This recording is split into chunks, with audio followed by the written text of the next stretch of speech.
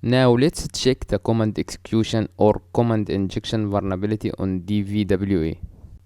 As you can see, it is a simple input box that will execute the ping command on the system. The ping command is used to verify that the device can communicate with another on the network. Now I sent a ping request to my machine, and here is the reply from the localhost. I got a reply from 127.0.0.1. Now let's try to ping google.com.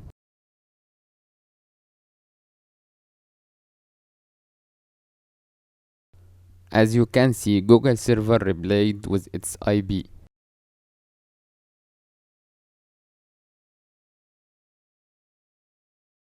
Now let's try to add some malicious input. I'm trying to use the dir command to display a list of the files and subfolders. But this is not working, so I will try a different method. Let's try to add the dir command to the original input using AND or OR operators. By using AND or OR operators, we can combine two commands in the same line. Well, that's worked.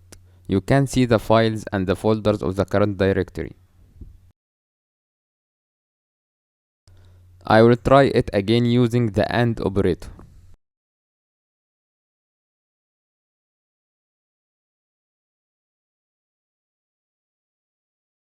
As you can see, this is also worked, and we are able to see the current directory files.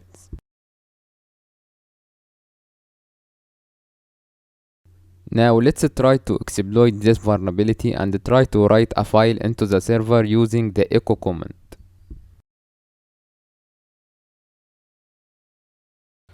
I will try to write the word hacked into a file named hackedx.php.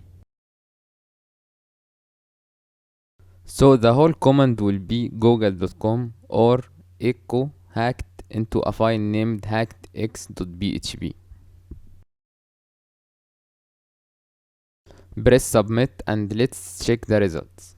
Nothing displayed. But wait, let's try to execute the dir command again. Here we go. This is the file that we have created. Let's try to access it from the browser directly.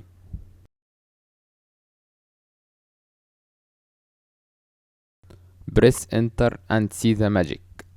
You can do whatever you want on the server using this vulnerability. I really hope that you enjoyed this lesson. Please, if you have any question, just message me. Thank you.